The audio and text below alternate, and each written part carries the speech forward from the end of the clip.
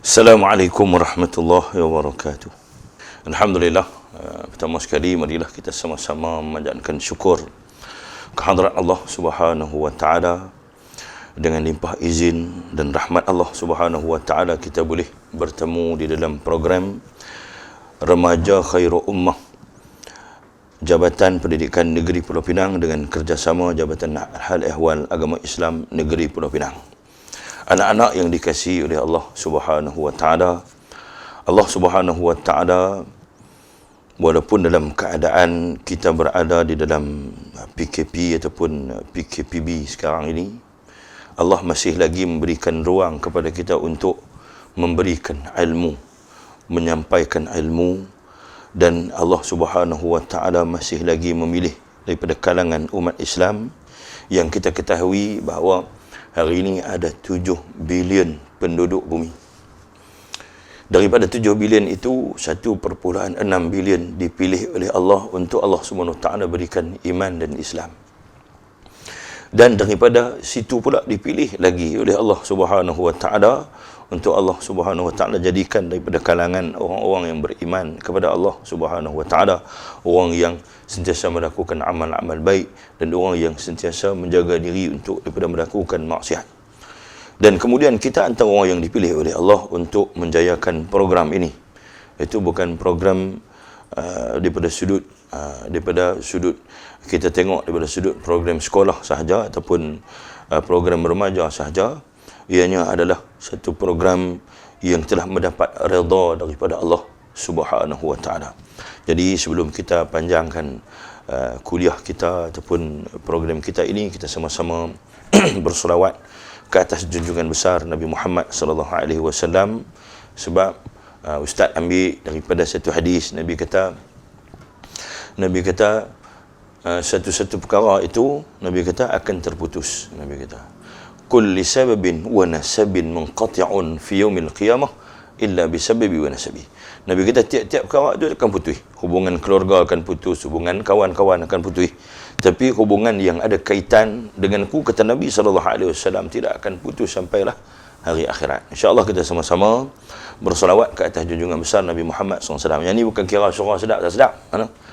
Semua kena selawat yang ada tu. Kalau sekiranya kamu sedang tengok di rumah, sekali ajak mak ayah kamu bersolawat. Tok sekali selawat. Tok Ki, Tok Cai semualah. Kalau ada dengan kawan-kawan kamu, selawat sama-sama.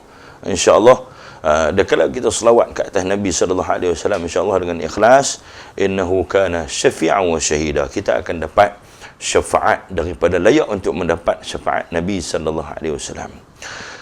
Sallallahu Rabbuna ala nuril mubin Ahmad al-Mustafa Sayyidil Mursalin. Sallallahu Rabbuna ala nuril mubin Ahmad al-Mustafa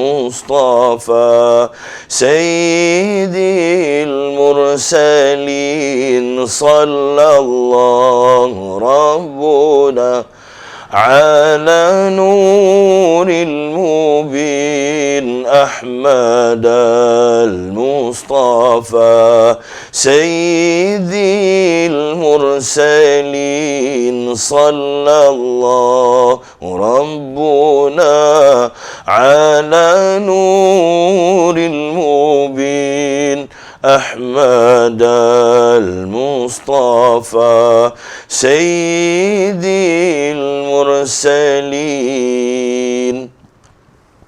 Allahumma salli wa sallim ala Sayyidina Muhammad wa sallam. Jadi sebelum tu, Ustaz nak peringat macam mana ustaz-ustaz yang lain peringat kepada kamu.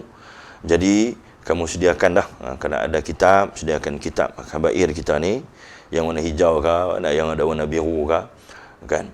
Dan kemudian sediakan pen. Kita jadi pelajar, siapa yang nak jadi pelajar yang cemerlang dunia dan akhirat, kena ada alat tulis.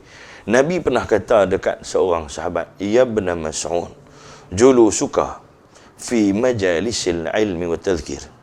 Duduklah kamu di dalam majlis ilmu dan juga majlis zikir. Wala tamassu qalaman, walaupun di tangan kamu tak ada pen, wala taktubu harfan, walaupun kamu tak tulis apa-apa. Yang tu Abdullah bin Mas'ud, namanya dia pun Abdullah bin Mas'ud, duduk sama zaman dengan Nabi, tak makan macam-macam macam kita makan macam makan macam katak bewak tu nasi bih tak boleh, kalau tidak kita sebat semua.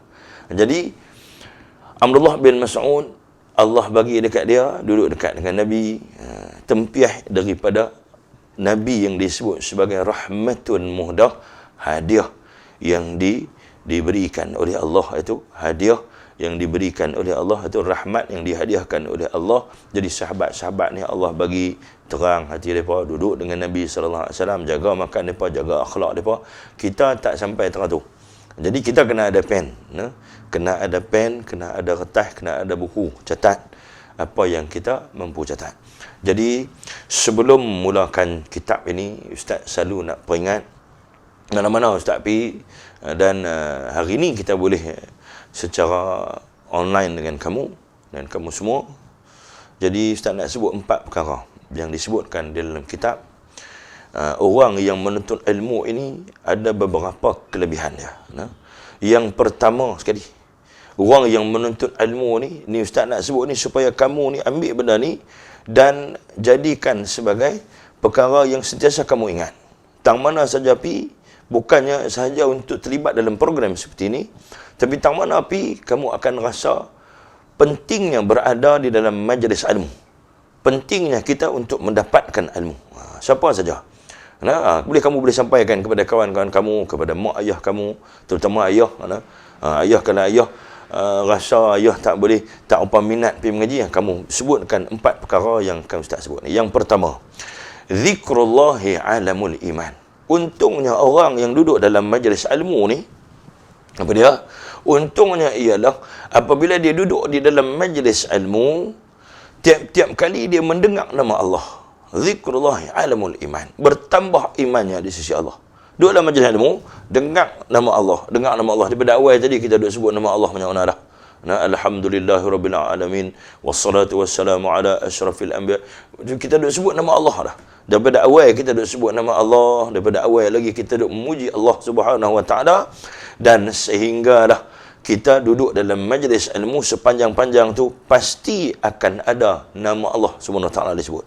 Jadi siapa yang duduk dalam majlis ilmu, dia dengar saja nama Allah, zikrullahi alamul iman, bertambah iman di sisi Allah. Yang keduanya secara ringkas, kita pun masa terhad secara ringkas ya. Yang keduanya wa bara'atum minan nifaq. Ini yang kita takut. Wa bara'atum minan nifaq ni apa dia? Orang yang duduk di dalam majlis ilmu, dia mendapat jaminan dijauhkan daripada jadi nifaq. Nifaq munafik ni bukan benda main.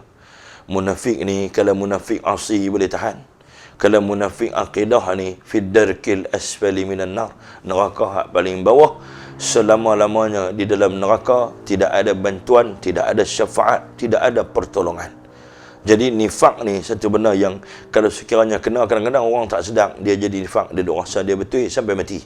Sampai mati, sampai masuk kubur, sampai alam mahsyar, tak sedar yang dia nifak. Jaga dia dok lah. Jaga dok. Dia duk berasa dia betul. Dia berasa dia betul. Sebab tu ada orang boleh menghina Rasulullah, menghina para ulama dan sebagainya sebab dia nifak. Dia jadi nifak. Okey. Kemudian yang ketiganya, orang yang duduk di dalam majlis ilmu dan dia dapat ilmu, wa hisnum minasyaitan. Kita ni apa benteng kita? Benteng kita ni kalau kita naik kereta lah, benteng kita tu dinding kereta lah. Kita bawa kereta tu dinding kereta. Kalau kemalangan apa dia? Tu airbag kita tu. Yang tu benteng keselamatan kita. Macam tu juga kita berjalan atas muka bumi ni. Benteng kita ialah ilmu. Apabila kita ada ilmu, ilmu tu disebutkan sebagai benteng daripada kita ini terdedah kepada maksiat, melakukan maksiat. Tu yang kita ilmu tadi ni. Wa hisnu minasyaitan. Kita dibentengi daripada syaitan, ilmu tu. Dan yang keempatnya, wa hirzum minan niran. Siapa pun kalau tanya tak mau masuk neraka. Tanyalah samsing mana pun, jahat mana pun, tanya, bila tanya kalau dia tahu, kalau kita boleh cerita dan dia mau dengar tentang neraka, dia tak akan pilih untuk duduk di dalam neraka. Dia takkan pilih berada di dalam neraka. Bayangkan kita berada di dalam neraka ni, Ustaz biasa jumpa dengan satu orang yang dia ni terbakar 30 tahun dulu. Dia berlaku kebakaran dan dia terbakar. Ustaz jumpa dengan dia satu hari, Ustaz tanyalah, tengok tangan dia macam bekas terbakar ni. Bila tanya-tanya dia, saya tanya rasa macam mana terbakar ni. Dia kata, bila tanya-tanya tu, dia kata, dia rasa macam baru terbakar lah, Ustaz. Nak abang kata kesan daripada dia terbakar 30 tahun dulu ni. Tapi nak abang kata dahsyatnya, api itu baru api yang sedikit. Bayangkan api neraka ni yang menjulang-julang, yang kita tak boleh bayangkan, berkali-kali ganda daripada api yang Allah SWT jadikan di atas dunia ni. Jadi dia bila dia terbakar tu, dia cerita rasa bila tanya tu, rasa macam api tu sedang duk bakar lah. Tu nak abang kata dahsyatnya api neraka. Jadi 4 perkara tu, ingat, tulis kalau boleh tulislah. Tulis bagi elok apa semua ni, pelekat di dinding. Zikrullah yang alamul iman. Antara perkara yang kita boleh dapat duduk dalam majlis ilmu dia, bertambah iman, dengar nama Allah bertambah iman. Yang kedua, wa bara'atu minan nifaq. Itu kita akan jauh ataupun bebas daripada jadi munafik. Yang ketiga, dibentengi wa hisnun minasyaitan, dibentengi daripada syaitan. Dan yang keempat, wa hirzun minan niran, dan dijauhkan daripada api neraka. 4 tu pelekat setiap hari kita tengok, supaya apa? Dia mai rasa seronok untuk mendapatkan ilmu. Macam itulah hari ini. Mudah-mudahan kamu semua suka untuk mendengar dan melihat rakaman ini ataupun video ini, supaya kamu sama-sama, insya-Allah, kita sama-sama menuju kepada jalan Allah SWT. Kita kembali, kita masuk kepada kitab kita ni. Minta maaf lah ambil masa panjang sikit untuk bagi mukadimah. Supaya apa? Supaya nak kembalikan motivasi kepada kamu dan kepada diri Ustaz sendiri lah, insya-Allah. Ini kita tengok, itu dosa yang ke-31, kitab Al-Kabair, ataupun mukhtasar kitab Al-Kabair. Al-Kabair ni apa dia? Dosa-dosa besar. Dosa besar. Jadi tajuk kita dosa yang ke-31 ini berkaitan dengan dosa, iaitu meninggalkan solat Jumaat dan solat berjemaah secara berterusan tanpa keuzuran. Tanpa keuzuran. Jadi kita tengok kepada tajuk ni, tinggalkan solat Jumaat secara berterusan. Ramai ada orang buat, ramai. Tambah-tambah pula kita duduk di negeri-negeri yang hari Jumaat ni bekerja. Dia cari alasan saja-saja, cari alasan untuk tidak pergi solat Jumaat. Bagi yang bertugas dia, hukum bab sembahyang Jumaat ni, wajib. Kita pun tahu, ya ayyuhallazina amanu idza nudiya lis-salati min yaumil jum'ah. Min Jumaat. Fas'au ila dzikrillah wa dzarul bai'. Allah SWT perintahkan, iaitu wahai orang-orang yang beriman, Allah SWT perintahkan kita yang mengaku beriman kepada Allah Subhanahu wa taala, idza nudiya lis-salati min yaumil jum'ati fas'au ila dzikrillah, iaitu wahai orang yang beriman. Yang pertama, yang beriman, khususnya siapa beriman kepada Allah? Kita beriman kepada Allah, kan? Dan kemudiannya apabila diseru, siapa yang seru? Allah Subhanahu wa taala menyeru kita. Bayangkan kalau seruan itu datang daripada raja, daripada orang-orang besar, daripada orang yang berkuasa, kita mesti dengarnya. Kita takut kena hukuman. Kerana kita duduk di sekolah, kita dengar seruan ataupun arahan daripada pengetua, daripada guru disiplin, daripada cikgu-cikgu kita. Kita duduk di rumah, kita dengar arahan mak ayah kita yang garang kata. Kita dengar. Tapi bila kita bekerja nanti, kita dengar arahan bos kita, pasal apa? Kita takut hilang kerja. Hak ni arahan daripada Allah. Kalau kita tak dengar, kita akan hilang semua benda atas dunia ni. Kita akan hilang dunia dan isi dia. Kita akan hilang kebahagiaan, kita akan hilang keseronokan hidup, kita akan hilang rezeki, kita akan hilang barakah dalam hidup apabila kita tidak mendengar seruan daripada Allah Subhanahu wa taala. Mungkin anak-anak, adik-adik remaja ni, anak-anak remaja ni rasa kami tak apa, Ustaz, kami remaja lagi, muda lagi, tak apa noh. Sebenarnya kita ni apabila dah baligh, baligh saja, akan ditulis, dicatat apa sahaja kesalahan. Dan kita tak tahu bila kita akan bertemu dengan saat-saat sakarat, iaitu kematian. Ingat kematian bila dia mai ni, zikru hadhimil lazat, dia akan rentak semua jenis keseronokan apa hak kita buat sebelum ni, apa yang kita duk seronok, duk cita-cita ni akan habis.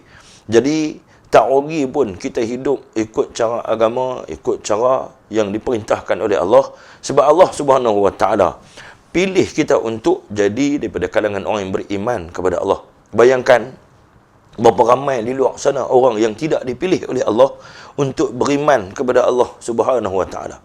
Syukur kita kepada Allah Subhanahu wa taala, walaupun kita ini Allah Subhanahu wa taala bagi dalam bermacam-macam latar belakang kehidupan, tapi Allah samakan kita dengan Rasulullah dengan satu saja, itu iman kita kepada Allah Subhanahu wa taala.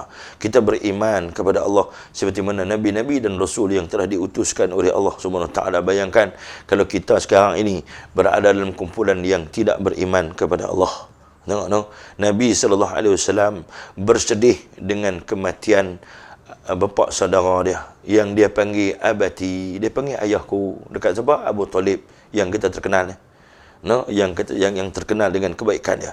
Tapi disebabkan dia tak beriman, terhalang dia untuk dibantu oleh Nabi sallallahu alaihi wasallam. Anak-anak yang dikasihi oleh Allah Subhanahu wa taala.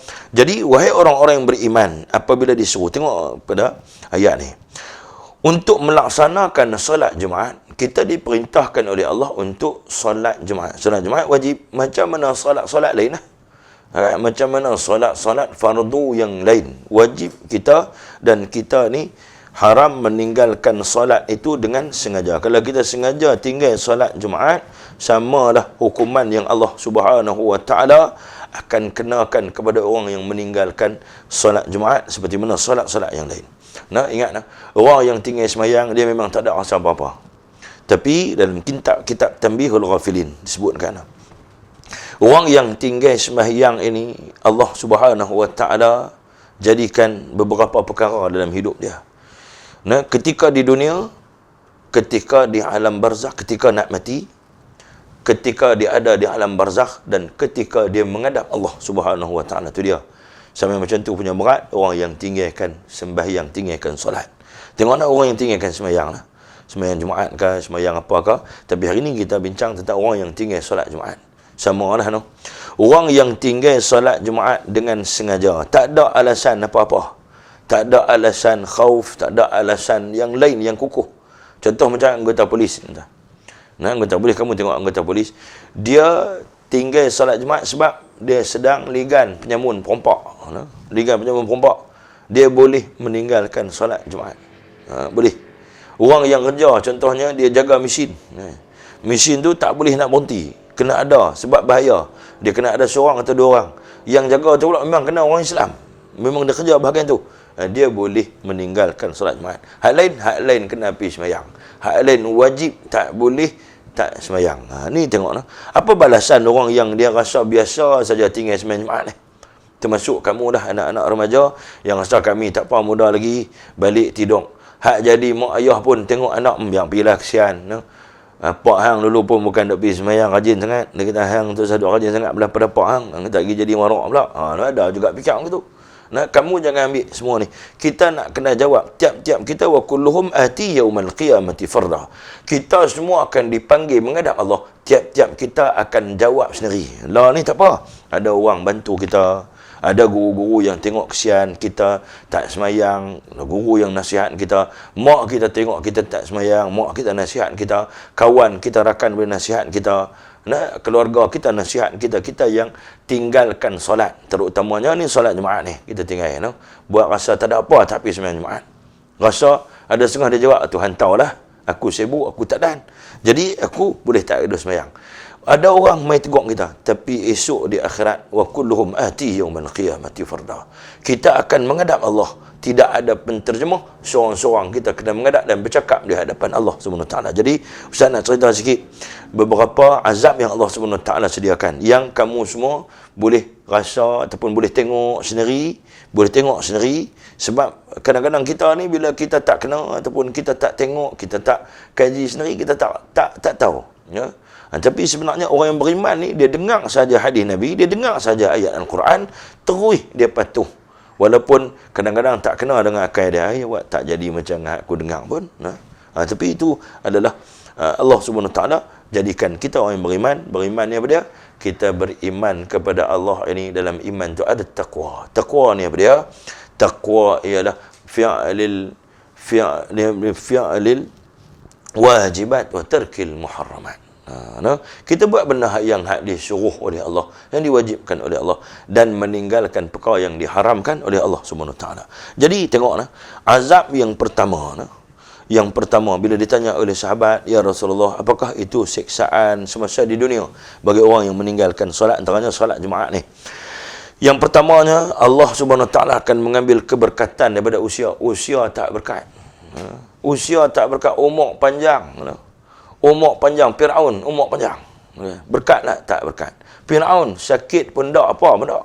Batuk pun tak, bersin pun tak. Leh kali mengaku Tuhan. Berkat tak? Tidak berkat hidup. Sebab tak buat benda-benda amal soleh. Tak buat benda amal soleh. Jadi hilang keberkatan daripada usia dia. Umur panjang tapi tidak ada berkat dalam hidup. Tidak berkat. Sampai hari ini duk kena kutuk. Sampai hari ini orang yang tak semayang ni, dia duk ingat dia lepas. Tapi sebenarnya dia berjalan atas bumi ni, atas muka bumi ni. Apa bumi kata? Bumi kata apa? Bumi kata, esok ni aku duk tunggu hang masuk dalam kubur ni. Bumi kata apa? Aku nak himpit kamu. Aku nak hancurkan kamu. Sebab apa?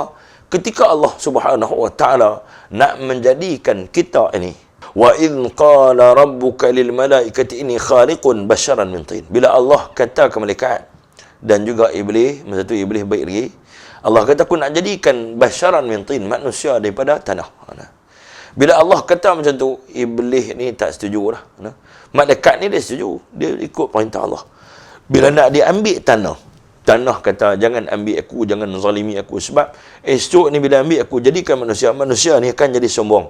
Manusia ni esok ni, dia akan buat benda-benda maksiat di atas aku ni. Sebab tu dah bumi ni, siapa yang tak semayang, utama sekali bila tak sujud kepada Allah, bumi tahu tak siapa bagi jadi, dia tahu Allah. Bila dia tak sujud kepada Allah, bumi marah tak? Bumi pun marah sebab yang kita tak sujud tu, Allah yang juga menjadikan bumi, menjadikan alam ni. Jadi kita duk berjalan atas muka bumi, duk bergelak seronok, semayang tak, apa pun tak. Tinggal semayang Jumaat pula, sehari Jumaat pula buat tak tahu pula, macam biasa aja. Pi beli makanan, makan buat biasa saja.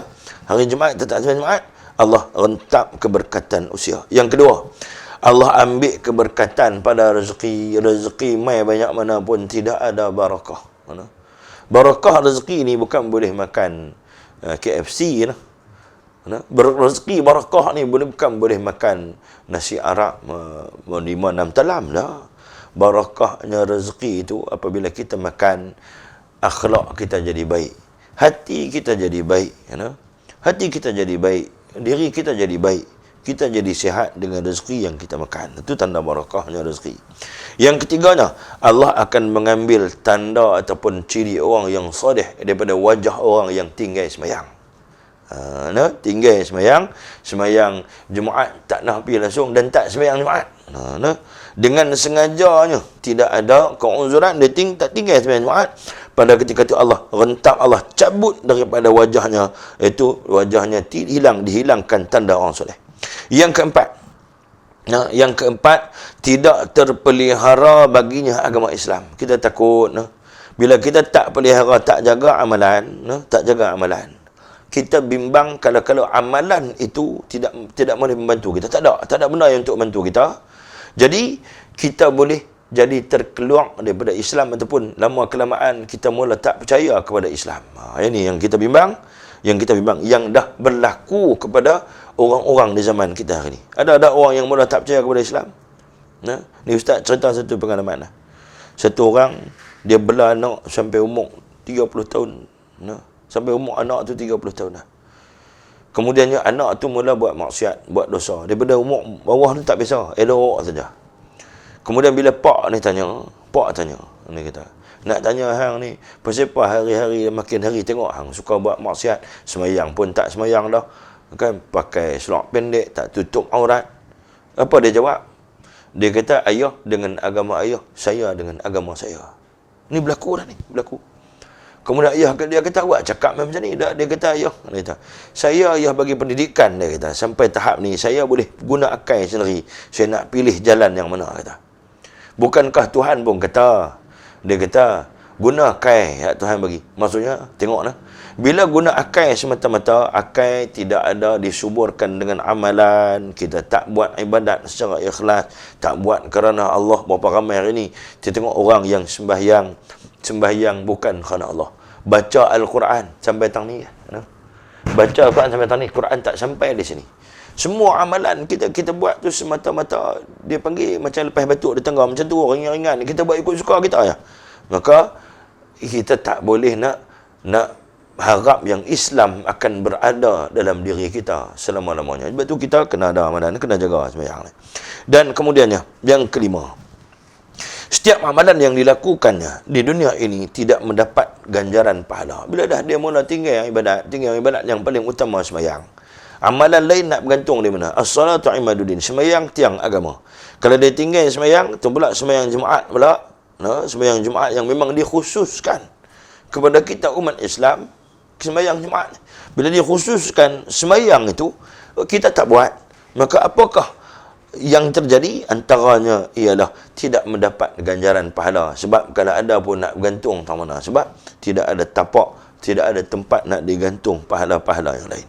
Yang keenamnya, doanya tidak diangkat oleh malaikat ke langit. Kita pun tahu, bila kita duduk dalam majlis ilmu, kita duduk dalam masjid, dalam rumah Allah, kan? Kita pun tahu dah, antaranya kita pun tahu, bila kita ini masuk ke dalam rumah Allah, antaranya kita ini didatangi oleh para malaikat, dan malaikat mendoakan kita. Jadi jaga sembahyang Jumaat ni, kita ingat semua kita wajib sembahyang. Dan kemudiannya, idza nudiya lis-salati min yaumil jum'ati fas'au ila dzikrillah wa dzarul bai'. Iaitu, maka segeralah kamu, dia kata, mengingat akan Allah dan tinggalkan jual beli. Yang demikian itu lebih baik bagimu jika kamu mengetahui. Jika kamu mengetahui. Sebab kalau kita tak sembahyang Jumaat macam tadi dah, hilang cahaya iman. Yang keduanya, hilang kekuatan Islam hilang. Yang ketiganya, perniagaan kita jadi haram. Siapa berniaga waktu itu haram. Tolong mak ke apa, COD ke datang apa ke haram. Sehari lepas sembahyang, pilah nak COD, tahu mana pun, pilah ni musim COD, zaman COD ni jadi boleh COD lepas tu. Kemudian dia akan rugi dunia dan akhirat. Ni kalau setengah tu dia buat main-main, dia kata, Allah ustaz dia orang duduk gempak apa ni, rugi dunia akhirat. Saya tengok pok-pok yang tak sembahyang, tak beriman, tak ada apa pun, betul pada pandangan kita. Tapi sebenarnya, bila siapa yang tidak beriman kepada Allah, siapa yang ingkar arahan Allah, pasti akan ada satu perkara di dalam hati dia, iaitu Allah jadikan keresahan. Sebab tu kita tengok kadang-kadang orang yang miskin, orang sahabat Nabi, Abu Dujanah, miskin, tapi tenang hati dia, tenang jiwa dia. Sayyidina Abu Bakar As-Siddiq, asal kaya jadi miskin. Abu Zar Al-Ghifari, orang miskin, datang daripada Ghifar. Kita tengok lagi siapa dia, Abu Darda, asalnya jutawan, orang kaya, sanggup jadi miskin, tapi tenang jiwa dia. Kita dalam hidup ni, duit ringgit, harta, bukan itu adalah ketenangan. Tapi tenang jiwa ini apabila kita sentiasa mendapat perhatian dan redha daripada Allah Subhanahu Wa Taala. Memang kita boleh cakap pandai, kata tak ada apa pun. Sebenarnya tenang itu Allah Subhanahu Wa Taala yang bagi, dan Allah pilih daripada kalangan hambanya yang taat kepada Allah Subhanahu Wa Taala. Tengok pula siksaan bagi orang yang tinggalkan sembahyang Jumaat ni lagi. Apakah pula siksaan semasa mati? Masa mati ni lagu mana pula? Itu yang pertama, mati dalam keadaan hina. Mati dalam keadaan hina ni, na'udzubillah, mudah-mudahan kita ni kalau boleh nak mati clear lah semua, mati elok. Mati dalam keadaan hina ni, takut mati di tempat maksiat sebab tak buat benda baik. Jaga elok. Masjid tak mau pergi, sembahyang Jumaat tak mau pergi, duduk rempit tak mana kak, duduk masuk dalam kampung, duduk kena ayat ketum, mati tertelan ayat ketum. Ni apa ni, gelas ketum kah? Wallahualam, boleh jadi. Kemudiannya, yang keduanya, mati dalam keadaan sangat lapar. Allah jadikan ketika mati itu sangat lapar. Kita hak lapar biasa ni pun tak tahu nak abang lah. Ni masa nak mati tu, bila datang saja sakarat, habis ni tangan kita, mata apa semua ni, apa dia? Disebut dah. Bila nak mati ni, wajha malakil maut faqad ra'ah. Bila kita nak mati ni, apa dia? Bila terpandang saja wajah malaikat maut, apa jadi? Tangan, kaki kita semua krem habis semua. Jadi tak boleh nak bergerak apa semua, tak boleh dah. Pada ketika itu dijadikan kita ini dalam keadaan sangat lapang. Sangat lapang. Dan yang seterusnya, yang ketiga ni kita nak mati ni. Dalam keadaan yang sangat dahaga dan sekiranya dituangkan air yang ada di seluruh dunia ni semua, air laut, air parit, air apa semua ambil mai. Air apa pun dihimpunkan, kan? Kemudian dituangkan masuk dalam hangkung kita, ianya tidak akan menghilangkan dahaga. Nak tinggal lagi sembahyang, jangan tinggal dah. Jangan tinggal sembahyang, sebab azab yang Allah Subhanahu Wa Taala bagi ni sebab ianya tergolong dalam dosa-dosa besar. Ustaz-ustaz lain dah sebut dah. Dosa besar ni kita jangan dia buat main-main. Kalau sekiranya tak mendapat keampunan daripada Allah, ataupun Allah Subhanahu Taala tak mengampunkan kita, kita tak ada dalam kategori orang yang nak diampunkan oleh Allah, kita akan rasa semua benda-benda yang Ustaz sebut ni. Ini bukan nak gempak apa semua, memanglah. Setengah tu dia tak seronok dengar, dia tak apa kuliah ni duk gempak ni, memang kena ada. Sebab Nabi bercakap dengan sahabat, ada ketika Nabi bercakap benda yang takut, ada yang menggembirakan. Nabi basyiran wa nadhira. Itu kita kena terima hakikat. Jangan ada setengah tu bila kita bercakap bab ni, ada orang yang dia tak setuju. Dia kata, Ustaz, boleh tak bercakap? Dia kata, jangan duk cerita lah bab-bab ni. Jadi kita jadi serabut, jadi takut. Cerita hak syurga, sudahlah, cerita hak baik-baik. Betul, kita boleh cerita dua-dua. Sahabat Nabi pun bila dengar tentang neraka sangat takut. Nabi SAW tengok orang yang tak beriman mati, Nabi sedih, Nabi takut. Nabi takut. Nabi lalu di Tabuk, tengok apabila Allah SWT musnahkan kaum pada ketika itu, kaum Ad pada ketika itu, kaum Samud pada ketika itu, Nabi SAW jadi takut. Jadi anak-anak yang dikasihi oleh Allah SWT. Kemudian sahabat tanya lagi, apakah siksaan dalam kubur? Kata, yang pertama disempitkan kubur. Macam tadi dah, bumi duk tunggu lama dah, kita masuk saja dalam kubur, dia hentam kita. Kemudiannya sampai hari kiamat, bukan hentam sehari dua, sampai hari kiamat. Kemudian disiksa orang yang meninggalkan sembahyang tu dengan ular yang nama dia Syuja'un al-Aqra'. Tak ada dah tedung selah apa ni, tak ada dah. Bukan tara tedung selah, Syuja'un al-Aqra' ni. Syuja'un al-Aqra' itu kalau dia pukul sekali pukulan Syuja'un al-Aqra', terbenam kita ke dalam tanah 70 hasta. Kemudian dikorek balik. Sekali tak ada masa lapang apa saja, buka internet, search tengok 70 hasta tu dalam mana. Dalam mana. Setiap masa dia, kalau siapa yang bayangkan kalau dia tinggal sembahyang, mesti ambil sembahyang Zuhur lah, sembahyang Maghrib lah, Maghrib sampai Isyak. Masa tu pun sudah. Terus ambil Syuja'un al-Aqra'. Kita berdiri tu suruh orang tumbuk kita daripada lepas Maghrib sampai masuk waktu Isyak. Rasa ke mana? Bayangkan kalau kita tinggal solat Jumaat minggu ni.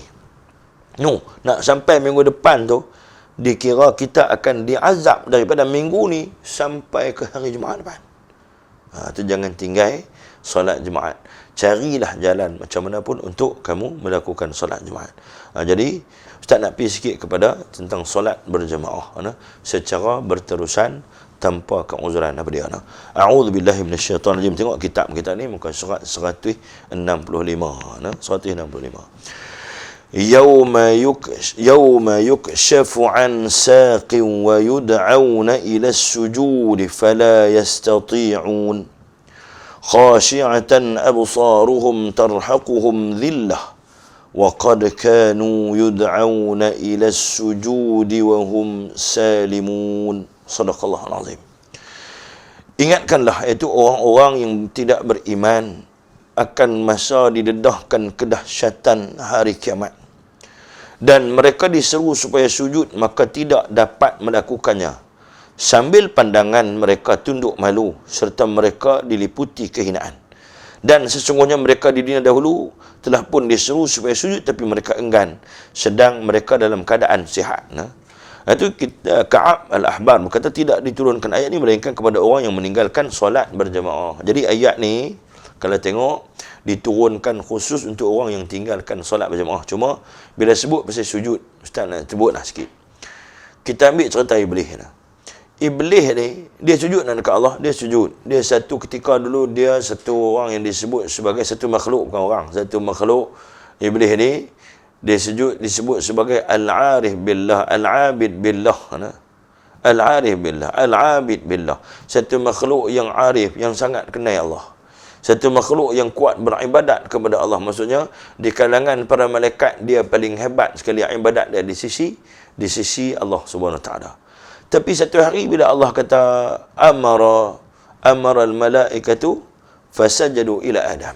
Bila Allah perintahkan kepada malaikat, termasuklah iblis, suruh sujud hormat kepada Nabi Adam. Dan Nabi dia tak mau sujud. Dia tak qala ana khairum minhu. Dia tak, aku lebih baik daripada dia. Aku tak mau sujud. Pada ketika dia kata tak mau sujud tu, Allah Subhanahu Taala murka kepada iblis. Itu Iblis tak mau sujud kepada Nabi Adam, sujud hormat. Bayangkan orang yang ketegak tak mau sujud kepada Allah satu. Orang yang kemudiannya Allah Subhanahu Taala perintahkan supaya solat secara berjemaah. Alaikum bil jamaah wa iyyakum al firqah. Jadi kita ni Allah Subhanahu Wa Taala jadikan kita ini hidup dalam keadaan jemaah. Ya. Jadi kita duduk dalam satu jemaah. Kemudian Nabi kata apa? Nabi kata orang yang hidup seorang-seorang tu, orang yang hidup seorang-seorang, asyaitanu wahid. Orang yang duduk seorang-seorang ni, siapa bersama dengan dia? Syaitan. Siapa bersama dengan dia? Syaitan. Jadi ingat, ambil contoh saja. Sebagai ringkasnya, siapa yang tak mau pergi sembahyang jemaah, antaranya yang disebutkan oleh Nabi sallallahu alaihi wasallam, Nabi pernah satu ketika Nabi kata, aku nak suruh pemuda-pemuda ini menghimpunkan kayu-kayu dan kemudian untuk membakar rumah-rumah orang yang meninggalkan sembahyang jemaah. Sembahyang jemaah. Dan tengok orang-orang yang tinggalkan sembahyang jemaah ini di zaman Nabi sallallahu alaihi wasallam, Nabi sebut dalam hadis, dalam kitab kita ni pun ada. Dalam kitab ni di muka surat 169, kamu boleh rujuk. Di ujung-ujung tu Nabi sallallahu alaihi wasallam sebut, yatakhallafu anha illa munafiqun ma'lumun nifaq. Jangan. Jadi di zaman Nabi sallallahu alaihi wasallam, orang yang tinggal sembahyang jemaah itu tak lain tak bukan hanyalah orang munafik. Zaman tu kalau yang tinggal sembahyang jemaah adalah orang munafik, orang yang beriman elok tak akan tinggal sembahyang. Tak akan tinggal sembahyang jemaah. Tak akan tinggal sembahyang jemaah. Jadi orang yang beriman kepada Allah, orang yang betul-betul beriman kepada Allah, dia tidak akan tinggalkan sembahyang jemaah. Sebab sembahyang jemaah itu perintah daripada Allah. Satu. Kemudiannya perintah daripada Nabi sallallahu alaihi wasallam. Kita pun tahu dah, bila perintah daripada Nabi sallallahu alaihi wasallam, Nabi perintahkan, Nabi sebutkan as-salatul jemaah khairun min salatil fadhi. Sembahyang jemaah itu ataupun afdal min salatil fadhi. Sembahyang daripada sembahyang seorang-seorang diri. Maka siapa yang tinggal sembahyang jemaah, kata Nabi sallallahu alaihi wasallam, dia ni ingkar, kata Nabi.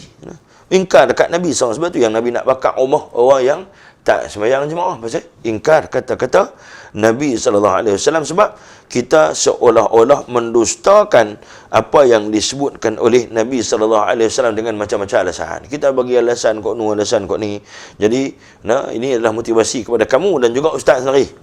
Kita semua kita mulai hari ini kita kena bertekad, berazam supaya kita tak mau tinggalkan solat jemaah. Solat jemaah. Dia kata, saya payahlah ustaz, waktu subuh ni susah nak tidur malam tu, berdoa kepada Allah. Berdoa kepada Allah. Ya Allah, aku mohon kepadamu, ya Allah, aku ni orang yang lemah. Mintalah aku esok ni bagi boleh jaga subuh. Aku nak pergi sembahyang subuh berjemaah. Aku nak sembahyang subuh berjemaah. Minta kepada Allah Subhanahu Wa Taala. Dan orang yang disebut kata munafik tadi ni, antara sebab dia apa? Sebab ingkar akan arahan Nabi sallallahu alaihi wasallam. Jadi jika dia kata nak melihat munafik, maka lihatlah orang yang tak sembahyang subuh dan sembahyang isyak. Itu siapa bang? Nabi sallallahu alaihi wasallam sebut. Nabi kata, "Lau ya'lamuna ma fil 'atamati was-subhi la atauhuma habwan. Kata Nabi SAW, kalau kata mereka tahu betul pada solat Isyak berjemaah dan subuh berjemaah, maka mereka akan datang walaupun dalam keadaan habwan, merangkak. Habuan ni kita dengar habuan ni bahasa Melayu, bahasa Kedah kan. Habuan tu main merangkak. Tapi kalau kita tak main juga, tegak juga tak mau sembahyang, tak mau main sembahyang jemaah, tunggulah habuan kita esok. Habuan juga habuan bahasa Kedah tu, ni bahasa Arab, habuan lain. Habuan dia makna merangkak. Habuan hak kita nak terima tu esok apa dia? Kita atas dunia ni dah nampak ciri-ciri orang munafik. Esok pi di akhirat, esok bayangkan di padang mahsyar esok ni, nak jumpa Nabi bukan senang. Nabi jumpa Nabi bukan boleh duk angkat tangan, ya Rasulullah ni aku umatmu ya Rasulullah, atau Nabi duk tanya siapa geng Grab ni boleh bawa dekat Nabi ke. Masa tu tak ada dah. Grab ke siapa ke pun tak boleh bantu kita. Jadi Ustaz rasa sekarang itu untuk tajuk ni, dan mudah-mudahan secara jelas kamu boleh faham, kamu semua boleh faham dan boleh ambil iktibar orang yang tinggal sembahyang apa azab yang Ustaz sebut tadi ni. Kemudiannya orang yang tinggal sembahyang jemaah secara berterusan. Dia tak ada apa, dia tinggal terus sembahyang jemaah berterusan. Apa kesan dia? Apa kesan kepada hidup dia? Apa kesan kepada diri dia? Apa kesan kepada benih dia, zuriat dia, anak-anak dan keturunan dia? Maksudnya dia akan dikira pasal apa jadi berat, jadi kira sampai dituduh munafik, sebab dia akan memberi kesan kepada generasi orang yang akan datang. Sebab apa? Sebab akan lahir, akan tumbuh generasi yang akan datang dengan generasi yang ada sekarang ni. Jadi Ustaz rasa sekarang itu insya-Allah mudah-mudahan apa yang Ustaz sampaikan ini menjadi panduan kepada kamu semua, iaitu pada tajuk kita ini, dan mudah-mudahan kita diberikan kekuatan oleh Allah untuk kita sentiasa taat melakukan amal yang mulia, yang paling hebat, iaitu amalan sujud yang dilakukan oleh semua makhluk Allah yang Allah Subhanahu wa taala jadikan di atas muka bumi ini. Sekian, billahi taufiq wal hidayah. Wassalamualaikum warahmatullahi wabarakatuh.